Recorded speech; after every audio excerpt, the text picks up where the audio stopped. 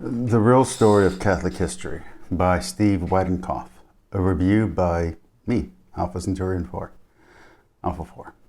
Steve Weidenkopf is a Catholic apologist who has written in defense of the Crusades and taught Catholic Church history at Christendom College Graduate School of Theology. He is a regular guest and contributor on Catholic Answers media platforms, and his take on the Crusades borders on being ideological. While I do enjoy listening to him, his reasoning is not always persuasive.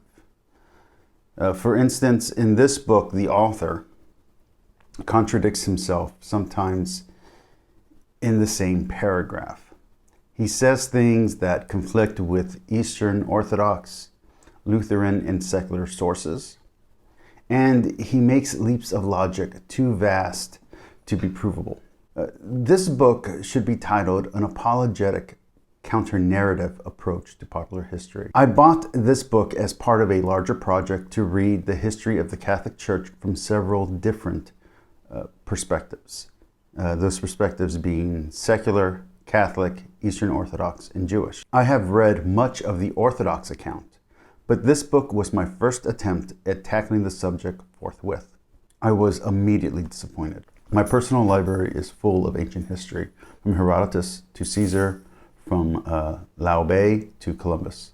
I know what history reads like, what it sounds like, what it invokes, and what its limitations are.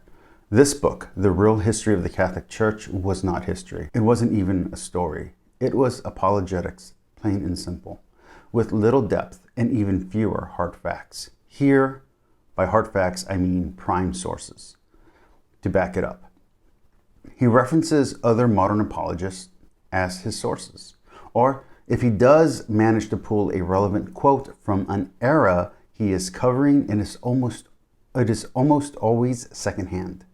And the attribution comes from a later or even modern source, effectively quote mining his references from unreliable second and third-hand accounts, or third-hand narratives. This kept nagging at me every time I read for more than a page, until I got toward the end where he made clear what his method was. Sometimes even in a paragraph, it would just drive me nuts.